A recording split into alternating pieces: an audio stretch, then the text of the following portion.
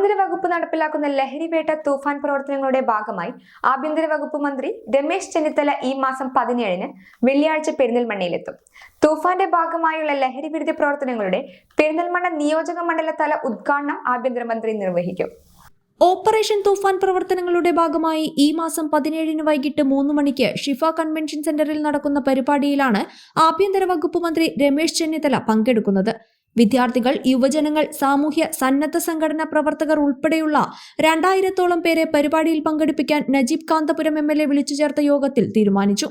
പെരിന്തൽമണ്ണ നിയോജക മണ്ഡലത്തെ ലഹരിമുക്ത മണ്ഡലമാക്കി മാറ്റുക എന്ന ലക്ഷ്യത്തോടെ ജനകീയ പ്രവർത്തനങ്ങൾക്ക് ജൂലൈ 17-ന് ഔദ്യോഗിക തുടക്കമാകുമെന്ന് നജീബ് കാന്തപുരം MLA അറിയിച്ചു. ഇതിനായി തുടർ പ്രവർത്തനങ്ങൾക്ക് രൂപം നൽകും. വിദ്യാർത്ഥികളുടെയും യുവജനങ്ങളുടെയും നേതൃത്വത്തിൽ തൂഫാൻ വാരിയേഴ്സിന് രൂപം നൽകും. ജൂലൈ 17-ന് നടക്കുന്ന പരിപാടിയുടെ മുന്നോടിയായി വിവിധ പ്രചാരണ പരിപാടികൾ സംഘടിപ്പിക്കാൻ യോഗം തീരുമാനിച്ചു. മുഴുവൻ പഞ്ചായത്തുകളിലും നഗരസഭയിലും പ്രത്യേക ഗ്രാമസഭകൾ വിളിച്ചു ചേർക്കും.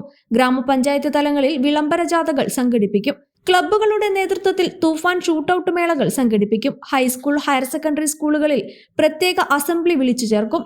MLA-യുടെ നേതൃത്വത്തിൽ ക്യാമ്പസ് റൈഡ് നടത്തും. ഫ്ലാഷ് മോബ്, രചനാ മത്സരങ്ങൾ, റീൽസ് മത്സരങ്ങൾ, ഷോർട്ട് ഫിലിം കോമ്പറ്റീഷൻ, മാരത്തോൺ, പ്രഭാത സവാരി, ചിത്രരചനാ മത്സരങ്ങൾ എന്നിവ സംഘടിപ്പിക്കും. ക്രിയ സിവിൽ സർവീസ് അക്കാദമി ഹാളിൽ നടന്ന യോഗം നജീബ് കാന്തപുരം MLA ഉദ്ഘാടനം ചെയ്തു.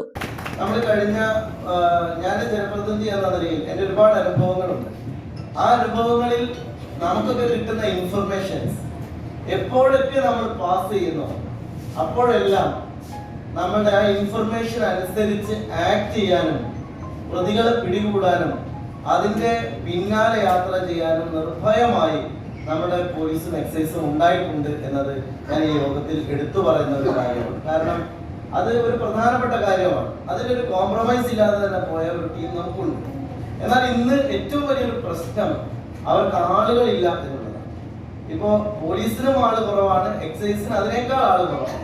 അപ്പൊ നമ്മൾ പൊതുജനങ്ങൾ തന്നെ ഈ വിഷയത്തിൽ എത്രമാത്രം നമുക്ക് ഏറ്റെടുക്കാൻ കഴിയുമോ അത്രയും നമ്മൾ അതിലേക്ക് കൊണ്ടുവരണം. മാത്രമല്ല, നമ്മുടെ കുട്ടികളുടെ ഏറ്റവും വലിയൊരു സങ്കടകരമായ കാര്യം നമ്മുടെ സിസ്റ്റേഴ്സൊക്കെ ഇവിടെ ഇരിക്കുന്നുണ്ട്. ഇപ്പൊ നമ്മുടെ HM-മാരും പ്രിൻസിപ്പൽമാരും ഒക്കെ ഇവിടെ ഇരിക്കുന്നുണ്ട്. അവർക്ക് എല്ലാവർക്കും അറിയാം. ഇപ്പോ 7ാം ക്ലാസ് നമ്മളൊക്കെ പണ്ടൊക്കെ വിചാരിക്കുന്നത് ഒരു 7ാം ക്ലാസ് എന്നൊക്കെ ആയിരുന്നു. അത് പിന്നെ താഴേക്ക് വന്നു. നഗരസഭാ ചെയർപേഴ്സൺ സുരയ്യ ഫാറൂഖ് അധ്യക്ഷത വഹിച്ചു.